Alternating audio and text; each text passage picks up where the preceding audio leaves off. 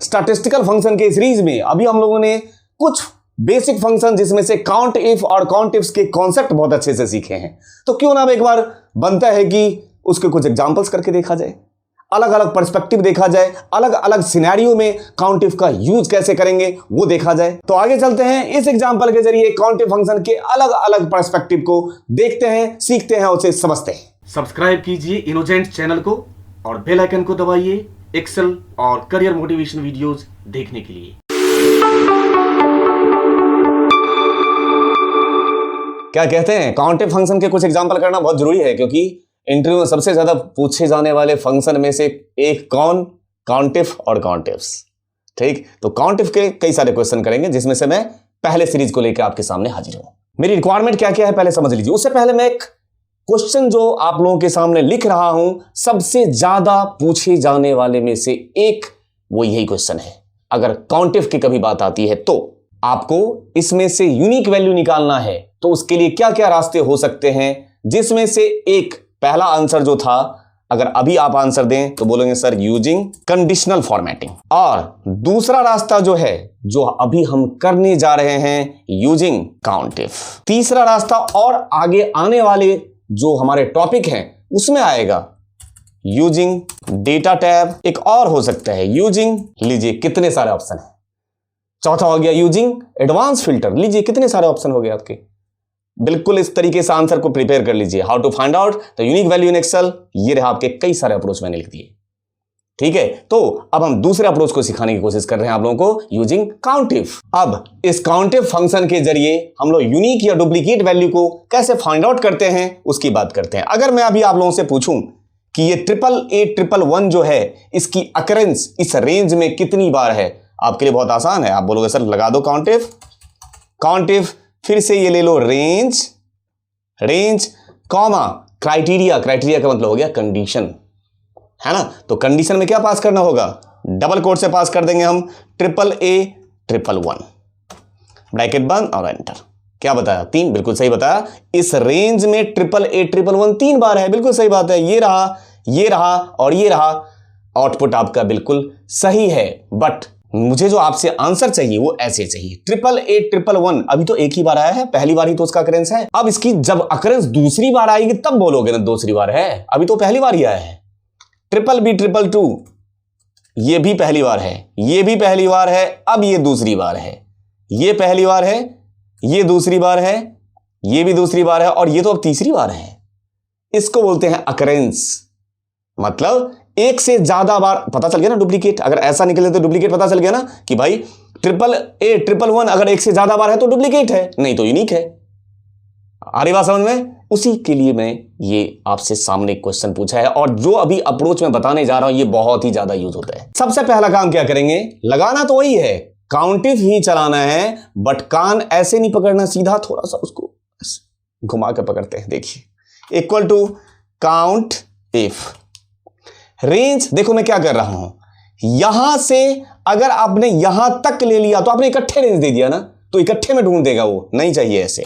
आप इसको हटाओ, आप बोलो रेंज यहीं से, शिफ्ट के साथ सेमीकोलन ले रहा हूं मैं, यहीं तक, A6 से A6 में कॉमा क्राइटेरिया भी A6, ये वहीं से वहीं तक में वो कितनी बार है, आंसर क्या आएगा अभी 1। ये देखिए आ गया। और अब कुछ नहीं करना है, ये बहुत ज्यादा यूज होता है, याद रखना। अब एक तरफ को कर दो फ्रिज और दूसरे तरफ को रहने दो फ्री। तो होगा क्या, पहली बार यहीं से यहीं तक में ये कितनी बार है, 1 बार है। अब इससे अगले सेल पे आओ, जब यहां से यहां आपने कॉपी किया तो आपने क्या कर रखा है, A6 को एक तरफ से फ्रिज कर रखा है और दूसरी तरफ से फ्री कर रखा है। तो क्या होगा, अब A6 तो वहीं फ्रीज रहेगा और इधर वाला A6 फ्री है। तो जब आपने यहां से नीचे कॉपी किया होगा तो ये रेंज एक रेंज बढ़ गया होगा, ऊपर A6 ही रहा होगा, अब दिखा दिया होगा A6 से A7 तक, क्योंकि इधर से रिलेटिव रेफरेंस था। तो A6 से A7, अब इतना रेंज हो गया में, ये A7 कितनी बार है, अगेन अभी बताएगा, 1 बार है। नीचे आइए और कॉपी कीजिए। अब यहां 2 कैसे आया, तो देख लीजिए खुद से, यहां से यहां तक में अब ये कितनी बार है, 2 बार है। काम तो वही चला रहे हैं, काम तो वही कर रहे हैं ना काउंट इफ, लेकिन आपको रेंज जो लेना है वो एक एक करके इंक्रीज करना है। ये वाला जो अभी आपको कॉन्सेप्ट बता रहा हूं, ये क्या हो गया, आप इस तरीके से जो एक से ज्यादा बार जिसकी अकरेंस है वो डुप्लीकेट है ना, आराम से फाइंड आउट कर सकते हो। फिल्टर लगा दो, निकाल दो, ट्रू वाले को अलग कर दो, फॉल्स वाले को अलग कर दो। तो इस तरीके से आप डुप्लीकेट या यूनिक वैल्यू को फाइंड कर सकते हैं यूजिंग काउंट इफ भी।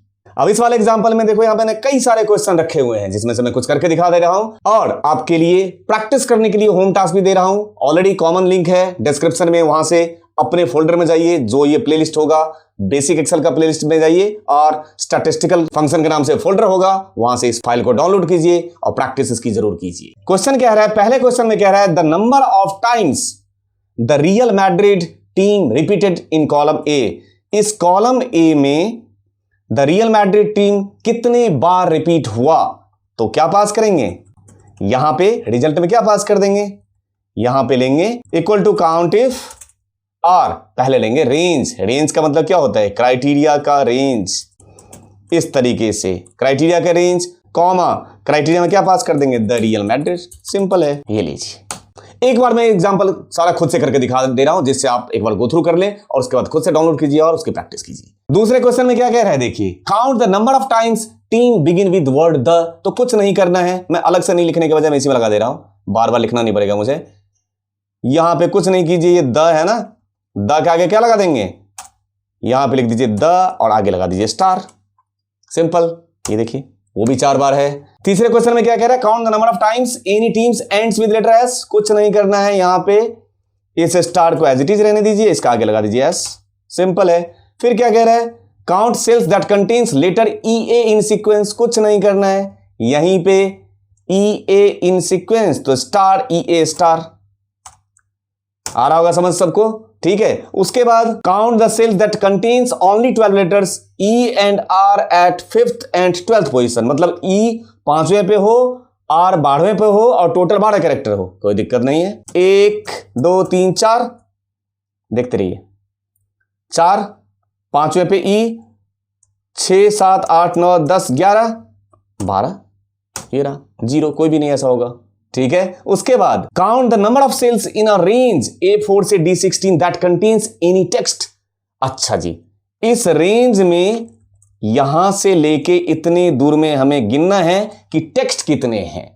अगेन अगला क्वेश्चन, उतने दूर में ही हमें गिनना है नंबर कितने हैं। ये बहुत बढ़िया क्वेश्चन, मैं आप लोगों को अलग से करके दिखा दे रहा हूं छोटे से एग्जांपल में, जिससे आपको समझ में आ जाए, फिर आप उस पर खुद से लगा के देख लीजिएगा। देखिए हम चाहते हैं इतने दूर में कितने नंबर हैं और कितने टेक्स्ट हैं। पहला तो जो ट्रेडिशनल अप्रोच है उसको फॉलो कर लेते हैं। क्या करेंगे, इक्वल टू, सबसे पहले हम पास कर देंगे काउंट ए और ये पास कर दिया रेंज। वो क्या करेगा, ब्लैंक को छोड़ के सबको गिन लेगा ना, सबको गिन लिया जी, 9 है। और इस काउंट ए में से अगर मैं पास कर दूं माइनस काउंट और अब ऐसे पास कर दूं रेंज, आंसर दीजिए क्या आएगा। काउंट ए मतलब सब में से नंबर को माइनस कर दो, तो बचेगा क्या, इसमें क्या बचा देख लीजिए, 1 2 3 4 और 5 टेक्स्ट बचा। देख लीजिए आप आउटपुट, ये देखिए। उसी तरीके से मैं इसका, ये तो हो गया ट्रेडिशनल अप्रोच से निकालेंगे, लेकिन मैं इसका जेन्युइन एक्चुअल अप्रोच बताता हूं वो कैसे यूज करेंगे। अगर आप लोगों को किसी रेंज में से बोला जाए इसमें टेक्स्ट कितने हैं और इसमें नंबर कितने हैं, उसको दोनों को सेग्रीगेट करना हो, तो वो अप्रोच बहुत बेहतरीन अप्रोच आपको सिखा रहा हूं। देखिए इक्वल टू पास कीजिएगा काउंट इफ, ये ले लिया रेंज कॉमा क्राइटेरिया में मैं पास करने जा रहा हूं। एक बात बताइए, वाइल्ड कार्ड पढ़ाया था, वाइल्ड कार्ड का मतलब किस पे चलता है, टेक्स्ट पे चलता है। तो अगर मैं स्टार लगा दूं, स्टार का मतलब क्या होता है, ऑल, और ऑल क्या, टेक्स्ट या नंबर, टेक्स्ट। अगर मैं यहां पास कर दूं स्टार, तो देखिए तो ये कितना बढ़िया अप्रोच है। काउंट इफ सर्च करो और स्टार को सर्च करो, मतलब क्या, क्राइटेरिया में क्या पास कर दिया आपने, स्टार। स्टार का मतलब क्या होता है, टेक्स्ट। तो ये सारे के सारे किसको गिन देगा, टेक्स्ट को गिन देगा, 5 है। और अब बात कर रहे हैं कि मुझे नंबर को गिनना है, तो जस्ट उसका उल्टा कर दीजिए। ये देखिए, ये बिल्कुल याद रखिएगा, काउंट इफ, ये रहा रेंज कॉमा क्राइटेरिया, तो क्राइटेरिया पास कर दूंगा। अगर स्टार का मतलब ऑल टेक्स्ट उठा के ले आएगा, तो यहां पे लगा देंगे, अगर ये साइन किसके लिए यूज करते हैं, नॉट, और आगे लगा दो स्टार। अब बताइए क्या हुआ, नॉट स्टार मतलब क्या हो गया, जो टेक्स्ट नहीं हो तो बचा कौन, जो टेक्स्ट नहीं हो तो बचा कौन? नंबर। ये रहा सारे के सारे नंबर आपके सामने, 4, ये रहा 1 2 3 4। टेक्स्ट के लिए स्टार और नंबर के लिए नॉट स्टार। ये ट्रेडिशनल अप्रोच नहीं है, ये बिल्कुल थोड़े से बढ़िया वाला अप्रोच है। ठीक है, तो ये दोनों अप्रोच आपको बता दिया। उसके बाद कह रहा है कि ये दोनों टीम की अपीयरेंस होनी चाहिए, है ना, दोनों एक साथ। अभी दोनों एक साथ में या तो मैं काउंट इफ्स चलाऊं तो मान के चलते, अभी मुझे काउंट इफ्स से तो करना ही नहीं है, काउंट इफ फंक्शन की बात कर रहे हैं अभी हम लोग, तो ये काउंट इफ से भी पॉसिबल है। क्या करेंगे? कुछ नहीं करना है, यहीं पे चला दिया काउंट इफ, ये ले लिया रेंज, ये रहा डेटा का रेंज ले लेंगे, जितने दूर में ये डेटा है, अगर दोनों को साथ में लेना है तो यहां ले लीजिए रेंज, कॉमा क्राइटेरिया में ये पास कर दीजिए पहले, डबल कोट्स में इंटर MILA, ब्रैकेट बंद कर दीजिए, और साथ के साथ चूंकि काउंट इफ्स तो हम चला नहीं रहे हैं तो यहीं पे पास कर दीजिए प्लस, और फिर से यही पास कर दीजिए, फिर से यही पास कर दीजिए प्लस के साइन के साथ, दोबारा काउंट इफ और दोबारा दूसरा नाम। ऐसे भी काउंट इफ को चला सकते हैं। अकरेंस अगर वगैरह ढूंढना होगा तो इस तरीके से आप कर सकते हो, JUVENTUS, ऐसे भी हो जाएगा। 6 है ऐसे। उसी तरीके से क्या कह रहा है? ग्रेटर देन 30, मतलब number of cells is greater than 30, तो क्या करेंगे? डबल कोट्स में क्या पास कर देंगे? डबल कोट्स में लेंगे ग्रेटर देन 30, इस तरीके से क्राइटेरिया पास कर देना और इधर काउंट इफ का रेंज दे देना। अगले एग्जांपल में लेस देन 42, ये रहा लेस देन 42। ये सारे एग्जांपल आपको करने हैं प्रैक्टिस। नॉट इक्वल टू 1900, तो नॉट ऐसे लगाना, क्राइटेरिया बता रहा हूं, नॉट ऐसे लगाना और आगे जाके M% लगा देना और तब लेना 1900, ऐसे चलाना क्राइटेरिया। इससे क्या होगा? बाद में अगर कोई वैल्यू चेंज होगा तो डायनामिकली चेंज हो जाए। उम्मीद करता हूं आप लोगों को समझ में आया होगा। इस तरीके से आज हमने काउंट इफ के कुछ और एग्जांपल करके देखे।